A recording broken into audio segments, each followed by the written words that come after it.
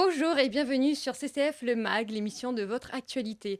Donc en cette rentrée du mois de septembre 2022, nous allons revenir sur l'actualité de cet été avec les événements qui nous ont marqués. On a tenu à revenir avec nos invités sur quelques faits divers et plutôt atypiques.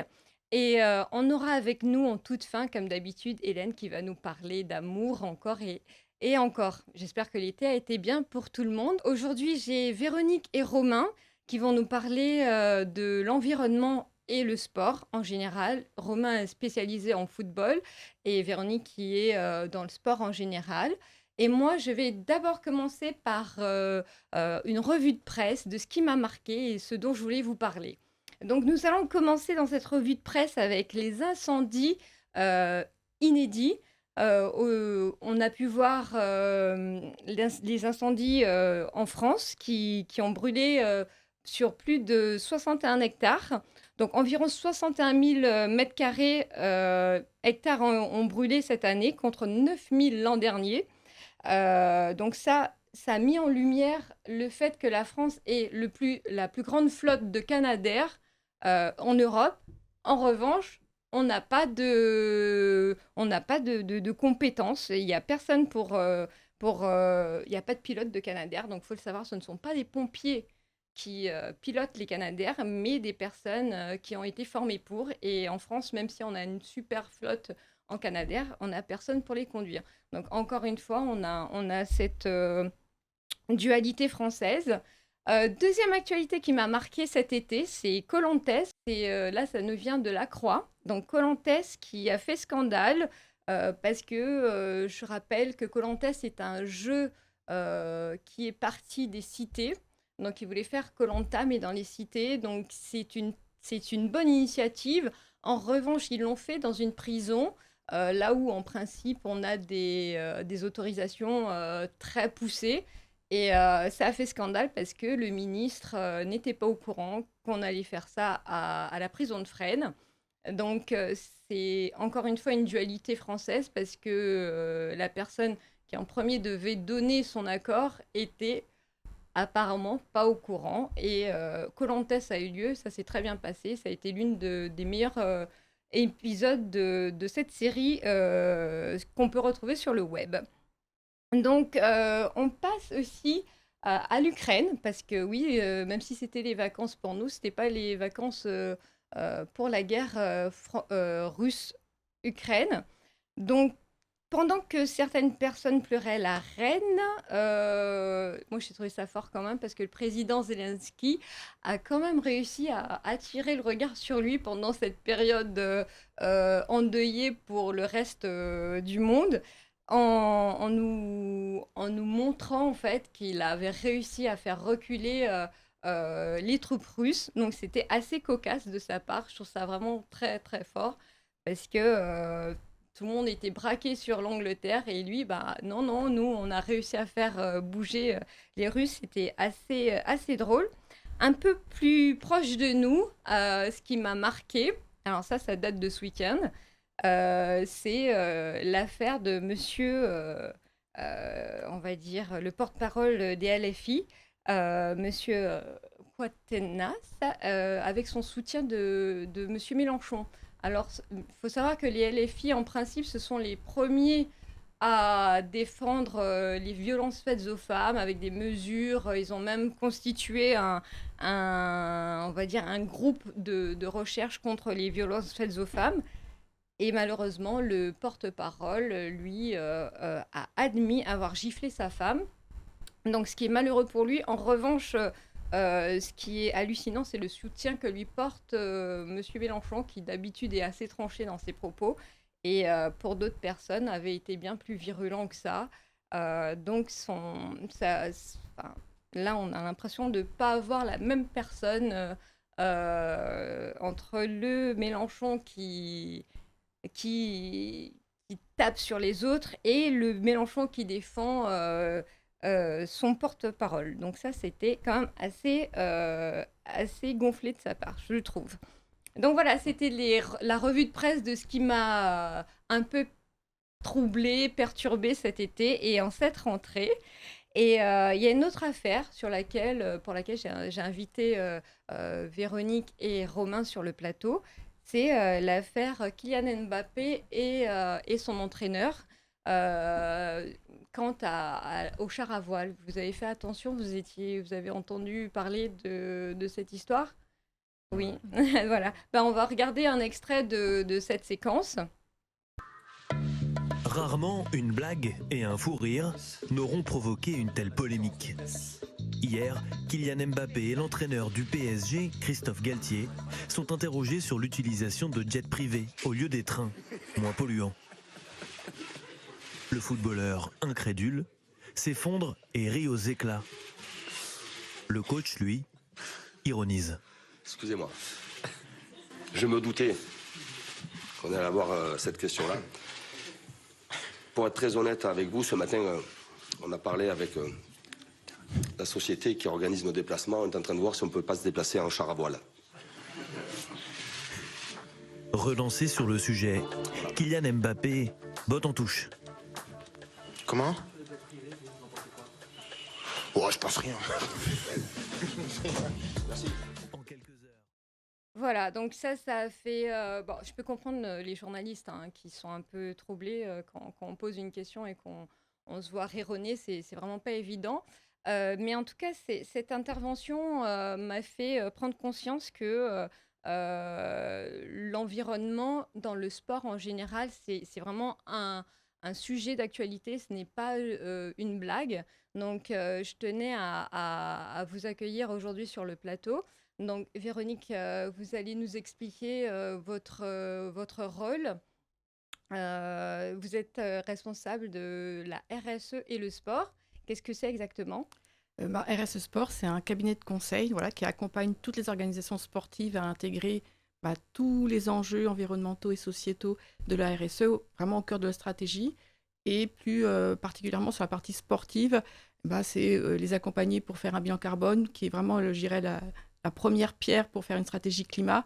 Et aussi beaucoup de sensibilisation, puisque je suis animatrice fresque du climat, du numérique, des mobilités et des déchets, parce que c'est vraiment, je pense, un point important de sensibiliser, que les gens connaissent les enjeux avant de pouvoir effectivement réfléchir à comment ils vont passer à l'action. D'accord, donc qu'est-ce que c'est qu'une fresque à peu près? Une fresque, en fait, c'est un atelier ludique et collaboratif en fait, on organise des cartes et l'objectif, voilà, c'est de bien comprendre les enjeux, de connaître les ordres de grandeur sur les différentes thématiques. Par exemple, sur le climat, c'est vraiment c'est quoi les causes du dérèglement climatique et c'est quoi les conséquences, comment on arrive à des inondations parfois, de la sécheresse autre part, comment on arrive à ça. Et une fois qu'on a compris ça, mieux comprendre comment on impacte, on est à l'origine de ce changement climatique et comment on peut changer pour changer les choses. D'accord. Romain, quant à vous, vous êtes président d'une association Mission Football. Est-ce que vous pouvez nous expliquer l'objectif de votre association? Football Mission, exactement. L'objectif, il est simple, c'est d'utiliser ce ballon rond comme un levier pour pouvoir préserver l'environnement à travers justement des actions, mais aussi de la sensibilisation et en même temps favoriser le vivre ensemble. Donc il y a beaucoup de choses à faire avec un des sports, le sport le plus populaire de la planète. Et aujourd'hui, on est avec des bénévoles en train de travailler là-dessus. D'accord, on va voir en image ce que vous faites à Mission Football.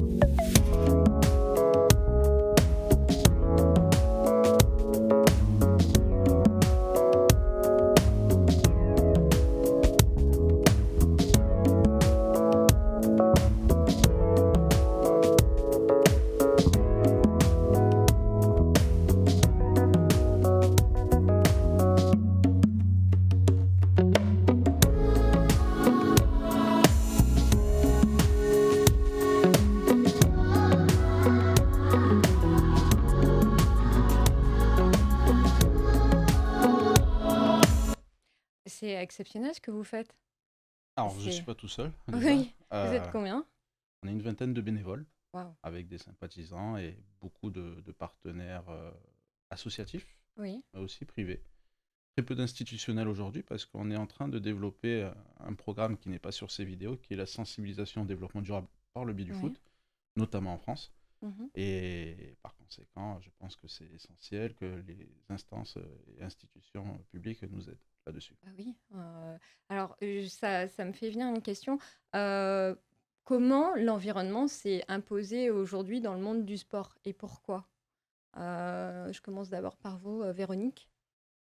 Parce que je pense que, le sport et les sportifs ont un tel pouvoir, d'influence et ont un tel pouvoir médiatique, qu'ils sont mis, sur le devant de la scène et comme l'a rappelé, madame Masson-Delmotte, hein, qui est la coprésidente du groupe 1 du GIEC, ils ont un vrai pouvoir, un vrai rôle à avoir, hein. C'est vraiment mis dans les rapports du GIEC, hein, et donc voilà, en tant que, voilà, sportifs et influenceurs, ils ont un devoir d'exemplarité, qui est encore plus grand que, je dirais, que pour tout citoyen, lambda.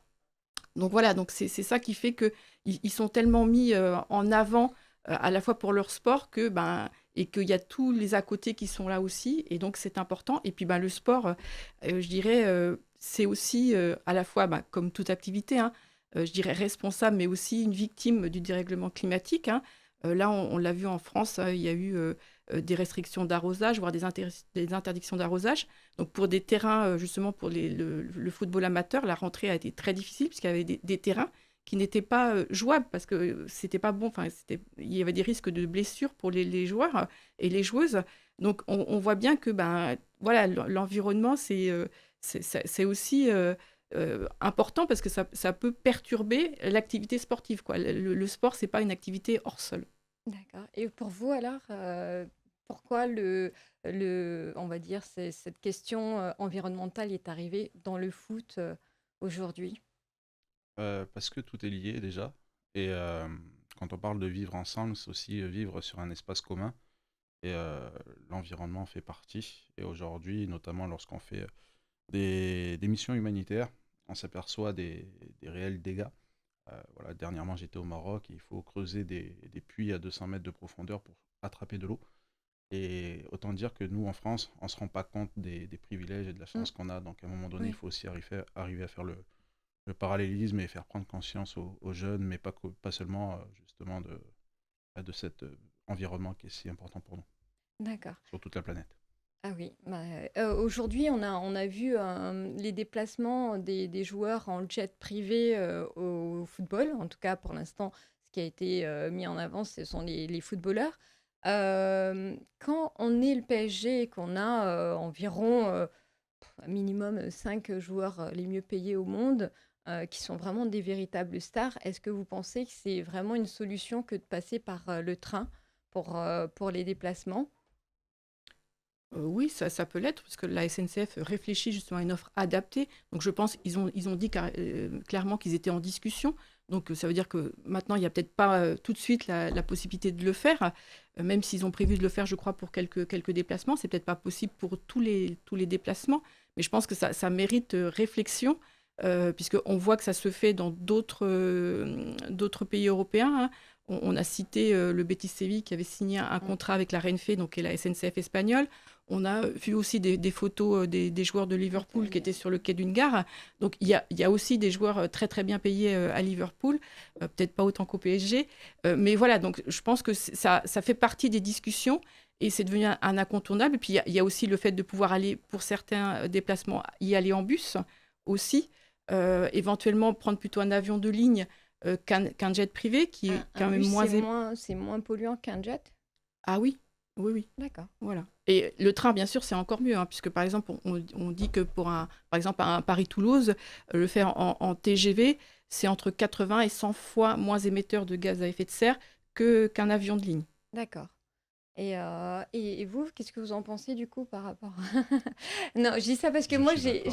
j'ai un point de vue qui est peut-être un peu différent parce que pour moi, les joueurs, c'est tellement des stars. Je vois pas Messi arriver à la gare du Nord normal, je vais prendre mon train SNCF sans qu'il y ait parce qu'on n'est pas... Enfin, les Espagnols respectent énormément le football, c'est au-delà d'une religion. tout comme les Anglais. Mais là, on est en France. C'est-à-dire que moi, vous mettez Neymar, mais même moi, je veux être son garde du corps. Enfin, comment on fait pour les protéger, ces gens-là? S'ils prennent le... Je comprends l'aspect environnement, mais il y a Alors, aussi je les suis à d'accord, côté. je suis d'accord avec toi, Béatrice. Oui, C'est vrai que il y a la notion, la compétition, le prestige dans laquelle ils oui, sont, à un moment donné, fait qu'il faut préserver les joueurs, aussi bien sur le terrain qu'en dehors, et la question du déplacement en fait partie.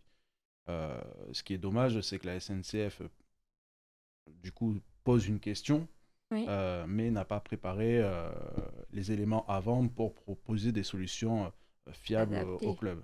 Voilà. Maintenant, il y a peut-être la question de la mentalité aussi. On s'aperçoit que en France, dès on parle de football, les gens deviennent hystériques. Et les joueurs, les clubs, on les comprend, se ferment, se Oui, protègent, et ce qui fait qu'il y a de moins en moins de rapports humains entre ces individus, qui sont des personnes normales, oui, et la population. normal, oui. Chose que vous ne verrez beaucoup moins en Angleterre, Ben par exemple. oui, On a vu une vidéo dans la semaine où Haaland, un des joueurs les plus oui, cotés en ce oui, moment, marche tranquillement dans la rue et oui, personne ne vient l'embêter. oui. Voilà. Et c'est quelque chose qu'on ne peut pas imaginer en France Non, aujourd'hui. Donc, qu'est-ce qu'il faut faire? Est-ce qu'il faut plutôt qu'ils continuent à prendre les leur jets, jet ou ouais. leur véhicule pour y aller? Ou est-ce qu'il faut plutôt arriver à changer les mentalités des personnes en France? Moi, je pense que c'est un peu les deux. Oui, d'accord. Voilà, Parce tout qu'on peut simplement. changer les mentalités, je sais pas, hein. Moi, je vois Neymar, je veux bien faire son garde du corps, la sécurité, il y a pas de problème, hein. Mais ça coûtera peut-être plus cher, du coup. Ah, c'est peut-être pour le déplacement de toute l'équipe, mais quand ils se déplacent individuellement, ça doit leur arriver quand même de prendre le train, j'imagine. Enfin, Non. je sais pas, moi je me Non? rappelle une époque lointaine Oui. où je faisais les allers-retours entre Paris et Londres, et une fois je me suis retrouvée en face de Thierry Henry et de sa femme, hein. Donc On ça est leur sur la arrivait. mentalité Oui, Anglophone, anglaise, ouais. ouais, oui. exactement, donc ça change beaucoup. Maintenant, on peut voir aussi les derniers chiffres de Lionel Messi, que j'apprécie en tant que joueur, Mm. mais il a pris 52 fois son jet privé le premier trimestre de l'année Oui, 52 fois. pour aller le week-end à sa dans sa maison maison, à oui, c'est Oui. ça. Barcelone. Bon. Donc, à un moment donné, voilà, on peut aussi se poser les questions, est-ce que ça Ah, vaut le mais il coup? faudrait qu'on fasse aussi pour les politiciens, hein. Moi, j'en connais qui font des super allers-retours en jet aussi, hein. Il n'y a pas Ah, que mais tous, les... on peut en parler de la COP22 Ah bah oui, en Écosse. on a un président qui a fait le trajet le plus court en jet quand même. Donc si on veut changer les mentalités, je pense aussi qu'il faut qu'on commence d'abord par ceux qui tapent sur les doigts aussi, hein. Donc faut tout changer, hein. Là, on est vraiment dans un... En fait, c'est compliqué aujourd'hui dans le changement Oui, des mentalités, c'est l'exemplarité. C'est difficile de demander à un joueur de football, parce qu'il est très coté, il est très médiatisé, etc., d'être exemplaire, oui, alors que les instances, les politiques eux-mêmes qui sont là pour gouverner, pour parler à la population, ont du mal à être exemplaires sur ce niveau-là. ah oui, Et le footballeur, lui à la base, il est footballeur. oui. Il n'est pas là pour justement faire passer les messages. Sauf qu'aujourd'hui, Mm. la conjoncture, la société évolue et ils ont un rôle qu'ils n'ont pas encore saisi. Certains l'ont saisi, Mhm, mais pas tous. La majorité ne le saisissent pas. C'est comment arriver à être un modèle, un exemple mhm, pour les jeunes générations sur des questions de société, sur des enjeux mm, sociétaux et mm. sociaux sur lesquels ils ont le pouvoir, parce qu'ils Oui, sont médiatisés, parce qu'ils ont une influence considérable. On voit Ronaldo lors de la conférence de presse sur une dernière grande compétition mettre les bouteilles de coca de côté, oui, oui, oui. voilà, pour Ça, préserver son image. on voit de Et plus en derrière, on plus, voit hein. que Coca-Cola a chuté Ouais. sur un plan économique. Donc du coup, moi je me dis, ok, il faut faire quelque chose, il faut faire changer les mentalités. D'ailleurs, on organise, j'en profite, faire une petite Oui, publicité, oui, une conférence sur ce qu'est le football et la RSE, comment oui, faire changer les mentalités à au Marseille. niveau de nos instances, exactement sur Marseille, comment faire changer les mentalités de nos instances, mais aussi des personnes qui sont dans le secteur du foot, donc l'ensemble des acteurs. Et je reviens sur un dernier point, excusez-moi. Ah ouais. Kylian Mbappé, Oui, aujourd'hui, il est en conflit avec la Fédération française de football. ouais, on a vu hier, il a refusé de poser pour la photo officielle. Exactement. Donc, en soi, il veut préserver son image, ce qui est une bonne chose. Oui, C'est vrai qu'il ne veut pas s'associer avec KFC, avec d'autres paris en ligne, etc., etc. Je comprends. Sauf qu'à un moment donné, pour revenir sur l'image au tout début, comment on peut parler de préserver son image alors quand que lorsqu'il y a un on sujet rigole. Oui, qui on est est d'accord. important, il a une attitude Oui. qui n'a pas lieu d'être. Ouais. Et ça, Alors, pour j'ai moi, ça me entendu touche. dire, oui, mais il est jeune. Alors, la jeunesse justifiant Oui, rien. c'est un peu Hein. puéril, en fait. Oui. Voilà, c'est Ah la bah oui. réaction. On est en France, hein, la dualité, encore une fois. Mais dans- Galtier, il n'est pas jeune et c'est la même attitude, hein. Donc, Ouais. à un Oui. moment donné, moi, je me dis euh, que si la FFF se fait taper sur les doigts par Kylian Mbappé, à un moment donné Oui, mais aussi, la elle doit... FFF aujourd'hui n'est pas Eh, non plus en eh, odeur de mais sainteté. tout comme plein de On est- personnes, il n'y a pas de Oui. souci. Mais la FFF ou la LFP a Oui. aussi les moyens de taper sur les doigts de Kylian Mbappé ou des autres joueurs, hein, pour Ouais, pas il y a des tout le temps moyens. le cibler, Oui. justement sur ces sujets-là. Et Oui. oui, ils protègent aussi leur image. Et à un moment donné, la LFP perd toute crédibilité dès qu'il y a un joueur comme Kylian Mbappé qui rigole dès qu'on parle de train. C'est vrai. Donc c'est d'un côté comme de l'autre, je pense. Oui. Et est-ce que vous, en tant que responsable RSE, vous avez déjà calculé ce qu'il faudrait en termes de transition, en fait? Est-ce que ça revient pas cher de faire cette transition jet privé, train? C'est-à-dire mettre en place des lignes spécifiques pour eux parce qu'ils vont pas prendre, je suppose, le train avec monsieur X et madame Y. Et toute la sécurité qui va avec. Est-ce que vous avez pu évaluer en termes budgétaires ce point? Alors aujourd'hui, effectivement, les chiffres que l'on voit dans la presse montrent que c'est plus cher de faire un déplacement, effectivement, quand on privatise soit tout un train, soit plusieurs wagons, que de partir en jet privé. Donc voilà, donc c'est les chiffres actuels, sachant que les chiffres, c'est quelques... alors effectivement, ça peut paraître beaucoup, mais quelques dizaines de milliers d'euros. Mais on peut penser que pour des grands clubs qui ont des budgets de plusieurs centaines de millions Ouais. d'euros, peut-être qu'il y a effectivement des autres arbitrages à faire sur la partie globale budgétaire pour en mettre un peu plus sur la D'accord. partie déplacement pour les joueurs. Après, voilà, c'est des choses qui sont à travailler, je pense. Il y a cet aspect-là, il y a l'aspect effectivement où tout simplement, hein, ils vont en jet privé et en parallèle, le bus de l'équipe, il fait le trajet à vide pour les récupérer à l'aéroport. Donc ça fait vraiment, on double, voilà, enfin on double pas, mais on fait les deux trajets. Bon, il y a toujours possibilité, je pense, de louer un bus à l'arrivée. Bon, il ne sera pas aux couleurs de l'équipe, mais ce n'est pas forcément ce qu'il y a, je pense, de plus important. Ouais. Donc voilà, il y a des petites choses comme ça qui peuvent être faites pour l'aspect, je dirais, déplacement des joueurs et de leur encadrement pour les matchs. Et par curiosité, est-ce qu'il y a des personnes spécifiques RSE dans les clubs professionnels? Oui? Oui, ça devient une norme aujourd'hui, je pense, dans D'accord. les clubs professionnels, hein, au niveau du football. Euh, Pourquoi? Parce que c'est aussi la RSE. Il y a deux possibilités. Soit on utilise la RSE parce qu'on est conscient et on veut vraiment avoir un impact diminué ou un impact positif vis-à-vis de l'environnement et de la société. Soit on utilise la RSE parce que c'est une tendance et sur un plan de communication, sur un plan de je maintiens des marchés, j'acquéris des nouveaux clients, ça fait bien. Et donc du coup, je fais un petit peu du greenwashing ou des choses qui ne sont pas forcément hyper fiables. Je ne sais pas si je me trompe. Et c'est là où il faut être vigilant avec la RSE. Il y a de tout. D'accord. Il y a de tout. Et donc moi, j'ai quelque chose qui me turlupine, ben, en fait, un peu comme tout le monde. J'aime le foot, j'aime regarder aussi la Coupe du Monde. Là, je suis entre est-ce que c'est bien, est-ce que c'est pas bien? À votre avis, quand ils ont décidé de le faire au Qatar, est-ce qu'ils étaient conscients de ces questionnements environnementaux, selon vous? Hmm. Je ne sais pas, je ne pense pas que l'environnement ait été enfin, je dirais, un élément de décision, je pense, à l'époque. Hein. Même si déjà à l'époque, on connaissait voilà, les premiers rapports du GIEC, hein, ça date de 30 ans. Hein, donc, je crois que la Coupe du Monde a été décidée là, il y a une dizaine d'années, en 2012, si je me rappelle bien. Donc voilà, donc il y avait déjà des informations, mais c'est vraiment des éléments qui n'ont pas été pris en compte du tout à l'époque, je pense. Enfin, j'ai pas l'impression. Et vous, je pense que c'est votre Ah. domaine, donc. Ouais, non, mais c'est super. Je valide tout ce que Véronique dit. déjà, il faut savoir comment a été voté le choix de Coupe du Monde au Qatar.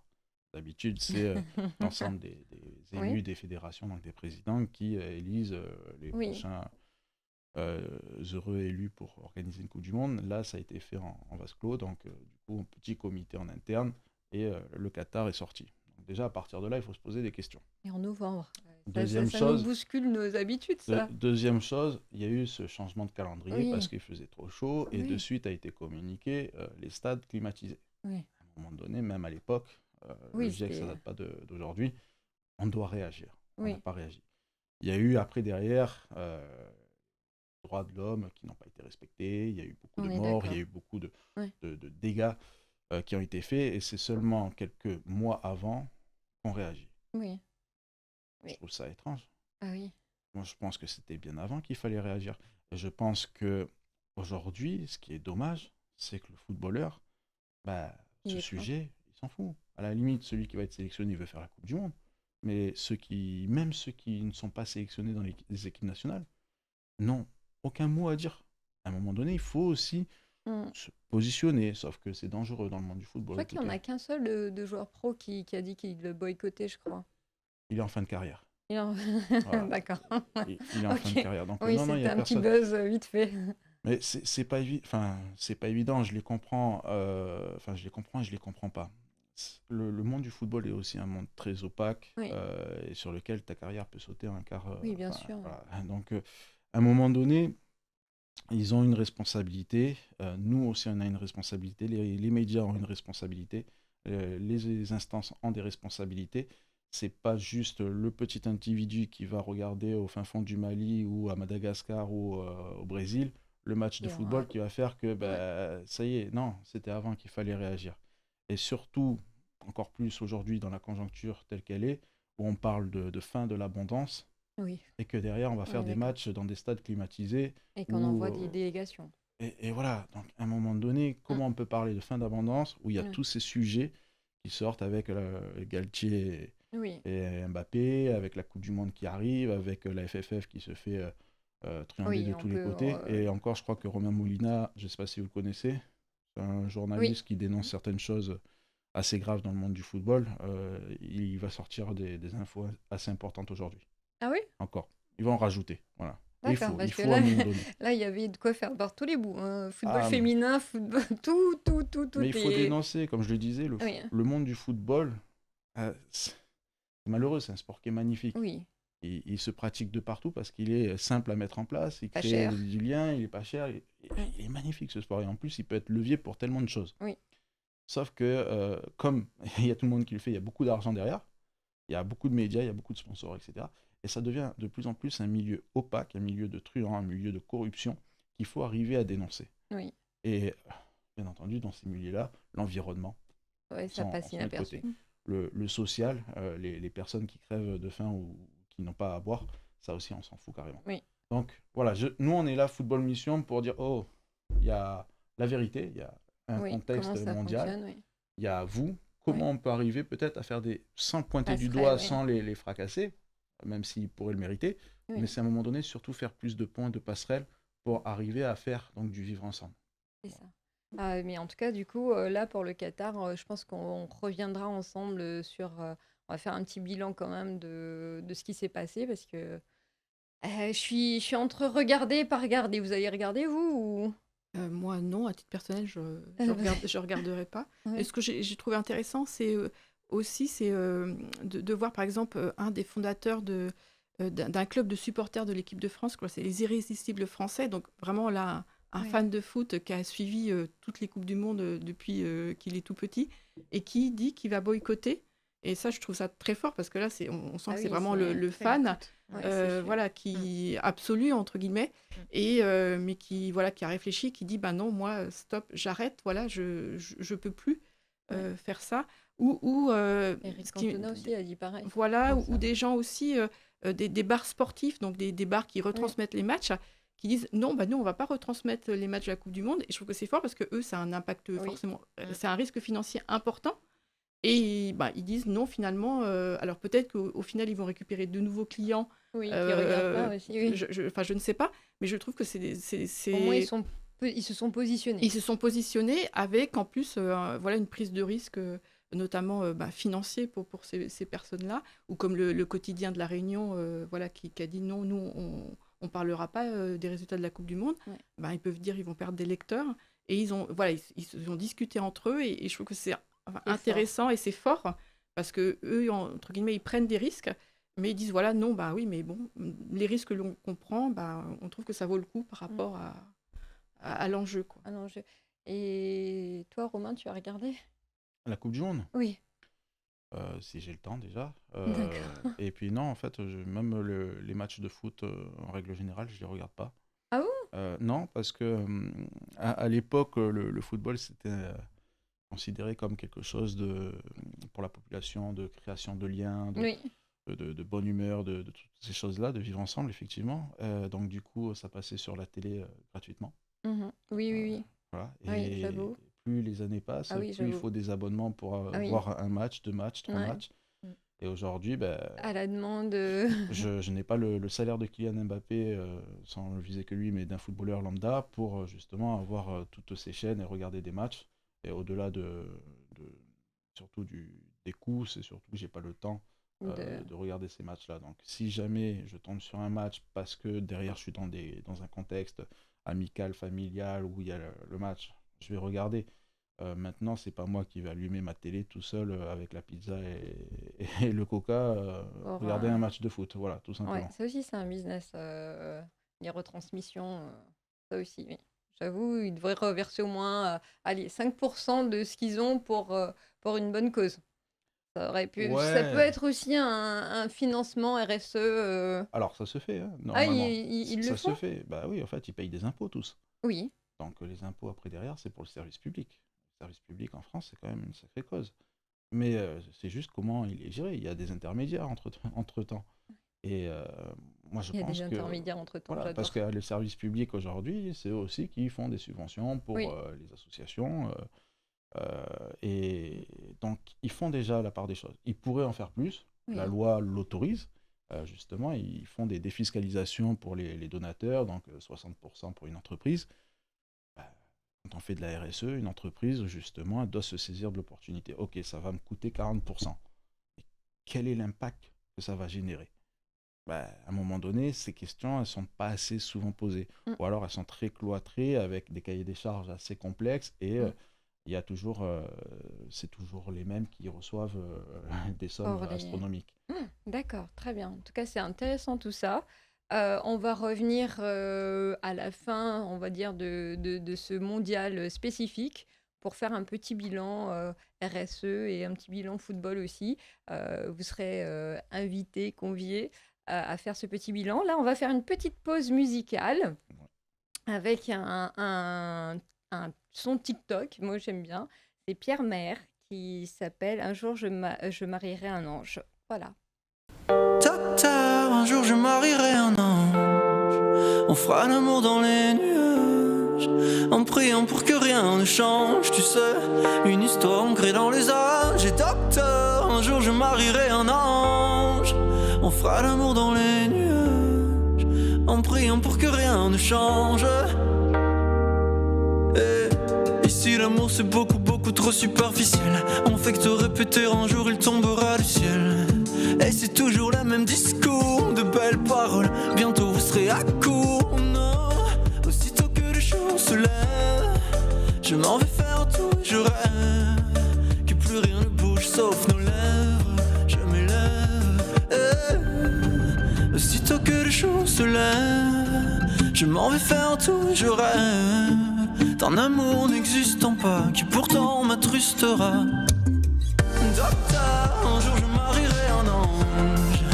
On fera l'amour dans les nuages, en priant pour que rien ne change. Tu sais, une histoire ancrée dans les âges. Et docteur, un jour je marierai un ange. On fera l'amour dans les nuages. Voilà, j'adore cette chanson. Un jour, je marierai un ange. C'est plutôt pas mal. Là, moi, il y a la dernière actu qui m'a vraiment marqué cet été, c'était la saga que Booba a lancée contre les influx voleurs. Donc, vous connaissez les influenceurs sur les réseaux sociaux. Et lui, il a inventé un terme qui s'appelle les influx-voleurs. C'est-à-dire que ce sont des influenceurs qui vendent des produits, en gros, qui arnaquent leurs abonnés. Mm. Et il a décidé cette année de partir à la chasse aux influx-voleurs. Et c'est tellement ça a pris tellement de l'ampleur que même Complément d'enquête en a fait une émission. Et ça, je vous propose un extrait de l'émission Complément d'enquête. Ouais, là, on va la rajouter. Donc, hop. Attends, tu me donnes le temps de retrouver mon fil et après, on va... Ok. Ok, c'était la partie de notre ami, la personne qui n'est pas venue. Et après, c'est toi, ma belle. D'accord. Ah non, ce on peut faire, je fais un lancement. J'ai pas mis le sport, en fait. Je me rends compte maintenant que j'ai oublié de mettre le sport. Ouais, c'est ça. Ouais, donc, ok. Je vais faire un petit lancement et après, on met la vidéo sport de Maxime et après, c'est toi, Hélène. Ok. Ok. Tu me dis que je peux reprendre quand je veux, en fait, là. Ah oui, oui, ouais, je veux bien.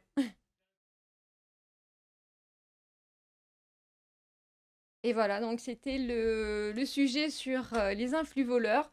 Vous êtes assujetti, vous voyez souvent, vous, des influx voleurs sur les réseaux.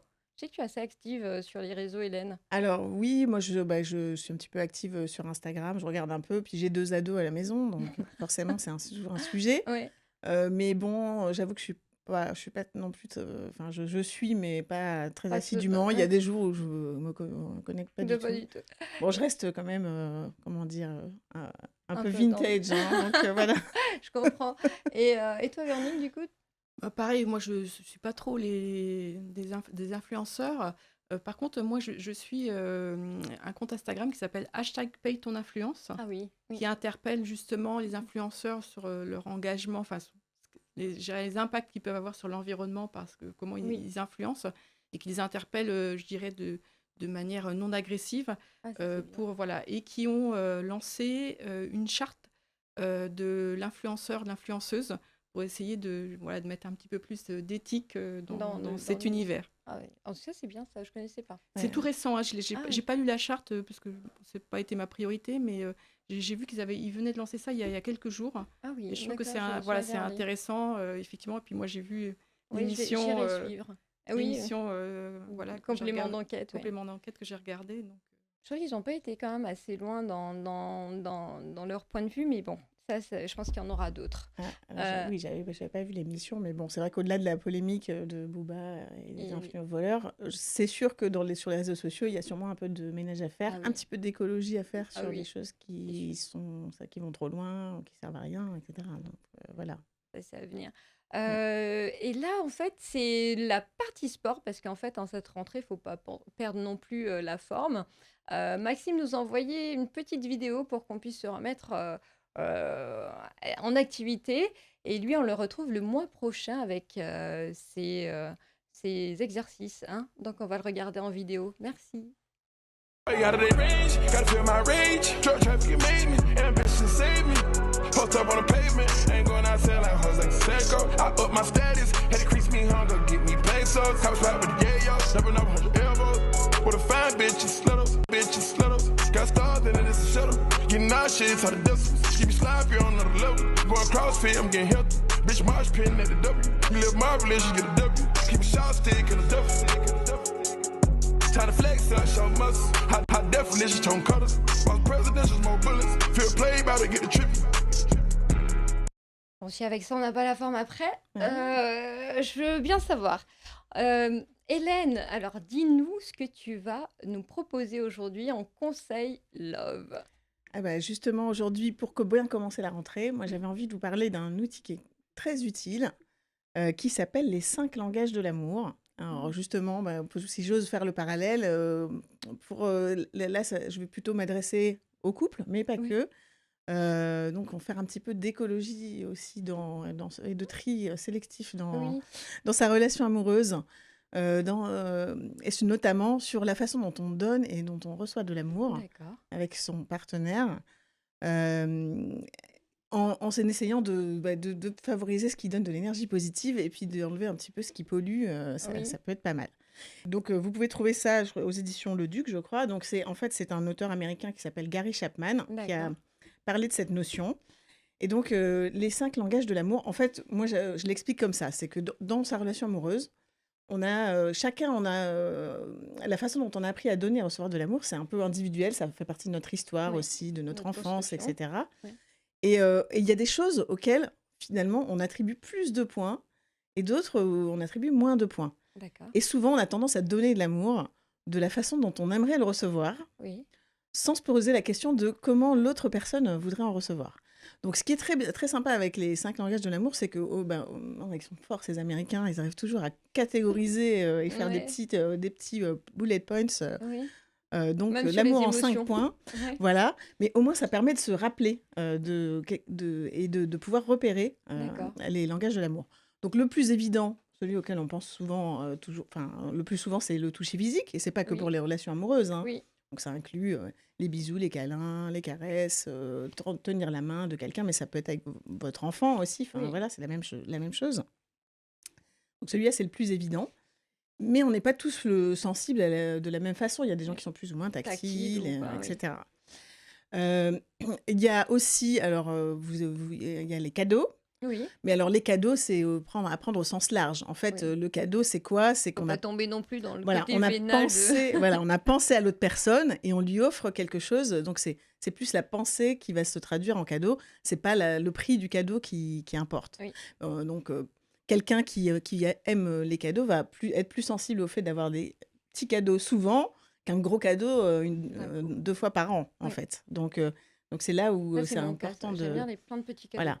Donc, c'est vrai que la question, donc là, c'est ce que je vous ai mis comme question, quel est mon langage d'amour préféré et quel est celui de mon ou de ma partenaire? C'est bien de se poser la question déjà, dire C'est vrai. à quoi je donne qu'est-ce que je valorise le plus, Oui. qui fait que je me sens aimée Oui. ou que j'ai l'impression de donner de l'amour aussi, Oui. parce qu'en fait, c'est dans les deux Dans les sens. deux sens. Oui. Après, il y a les paroles valorisantes. Alors, ça Mm. va là, je vous ai mis une petite lettre d'amour, mais ça J'aime va bien. de dire simplement je t'aime, à donner des encouragements, à consoler quelqu'un, à faire que un tu as fait compliment aujourd'hui, au jour le jour, exactement. Tout ce qui va montrer qu'on donne de la valeur à l'autre personne. D'accord. Voilà.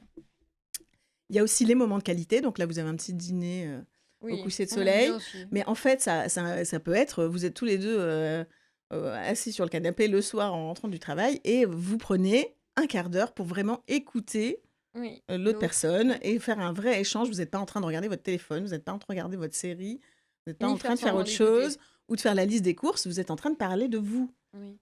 Donc c'est ça, le moment de qualité. Et donc effectivement, il y a des gens qui sont plus sensibles au temps. C'est pas forcément une question de quantité de temps, mais plutôt une question de qualité. Mm. Donc c'est d'où là on peut inclure plein de choses. Vous pouvez imaginer toutes les activités qu'on peut faire le week-end, etc. Les Ouais, choses qu'on peut planifier des partager. choses, oui. Voilà. Et puis le dernier, langage de l'amour, celui-là, il est souvent un petit peu négligé. Oui. Donc, souvent, on le valorise moins, ou on ne se rend pas compte que c'est de l'amour qui est donné. Mais finalement, tout donc ça s'appelle les services rendus. Et ça va le jardinage, passer l'aspirateur, faire la lessive, faire la cuisine, J'avoue, on n'y pense pas souvent. Enfin, aller si, quand on fait chercher souvent. le pressing de son conjoint parce qu'il n'a pas le temps, etc. Donc, tout ce qui permet de faciliter la vie. Mm. Alors, on peut voir peut-être sur le deuxième visuel, ce qui est intéressant, c'est de voir qu'est-ce qu'il y a derrière ces langages. Donc, c'est comme ça que je les traduis. D'accord. Si on peut voir, voilà. Donc, le toucher physique, finalement, qu'est-ce qu'on met derrière? Donc, c'est une marque d'affection, une marque de Oui. proximité, Oui. de valorisation, une marque de désir aussi, Oui. d'intimité. En fait, on donne de la valeur à la présence physique de Oui. l'autre. Il est là et il ne fait pas partie des meubles. Oui. Donc, on le Ça, reconnaît comme présent. Le cadeau, c'est pareil, c'est une valorisation de l'autre personne. C'est aussi, on fait preuve de connaissance de l'autre, Mhm. parce qu'a priori, on veut faire un cadeau qui fait plaisir à l'autre personne, pas à soi. Oui. Donc, ça montre qu'on s'est intéressé à ce quel est son goût. Et puis, c'est quelque chose qu'on oublie souvent, c'est que ça fait plaisir de faire... on fait plaisir, mais on se fait plaisir Oui. aussi, en se disant, voilà, j'ai fait quelque chose de visible et de concret pour Une mon personne. partenaire ou ma Oui. partenaire. Les paroles valorisantes, ça regroupe tout un tas de choses. Et c'est très important, les mots qu'on utilise. Moi, je dis souvent que dans les couples ou dans les relations amoureuses, même dans les célibataires qui commencent à se rencontrer et tout, on peut quasiment tout dire. La question, c'est comment on le dit, Oui. qu'est-ce qu'on met dedans. Et donc, donc, évidemment, les paroles valorisantes, c'est une expression de ses sentiments qui peuvent prendre différentes formes, plus ou moins directes, mais voilà. On fait attention à l'autre. On lui fait confiance aussi, parce que souvent, on va lui parler de choses qui nous rendent un peu vulnérables. C'est un partage. Et puis, ça renforce, bien sûr, si vous faites des compliments, va vous renforcer l'estime de l'autre. C'est une autre façon de lui faire un cadeau de votre amour, en fait. Vous lui montrez que vous l'appréciez, puis vous pouvez lui apporter du soutien. Donc, voilà, tout ce qu'on peut mettre dans les paroles valorisantes. Dans les moments de qualité, c'est plus de l'écoute, de la présence de l'autre, de partager son univers. Ouais, par exemple, on parlait tout à l'heure avec Romain de est-ce qu'on fait du sport ensemble. Mais ça dépend comment on le fait, qu'est-ce qu'on partage dedans. On n'est pas obligé de faire du sport ensemble. Oui, parce que si Il c'est y a une des souffrance activités pour l'autre, non. il y a des activités qu'on va partager avec l'autre et d'autres pas.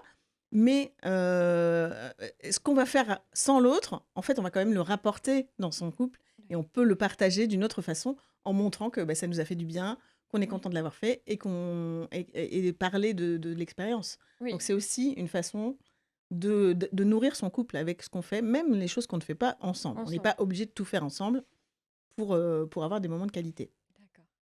Et bien sûr, il y a tout ce qu'on peut faire, se projeter ensemble, faire des projets, créer une bulle finalement où on va éviter de parler de la belle-mère, des problèmes qui d'argent, des tâches ménagères, Des du impôts, boulot, du- des impôts, Oui. etc. Et se dire, non, on prend du temps pour nous, vraiment. Ça n'a pas besoin d'être tout le temps, mais vraiment, on se dit, on se pose et on se recentre. on en a de l'attention, on se Ouais. recentre et on se sent bien, on prend le temps de se sentir bien avec l'autre personne D'accord. et se rappeler qu'elle est là de lui consacrer du temps pour se rappeler qu'elle est là pour une bonne raison. D'accord. Et puis les services rendus, alors effectivement, et souvent, enfin, je vois que c'est souvent aussi, là il y a des petites différences culturelles aussi des fois entre les hommes et les femmes, c'est-à-dire que les hommes vont avoir tendance à aller plus sur les services rendus peut-être, ou y être plus sensibles, parce que c'est de l'action. Et des fois, c'est plus facile que les mots pour eux.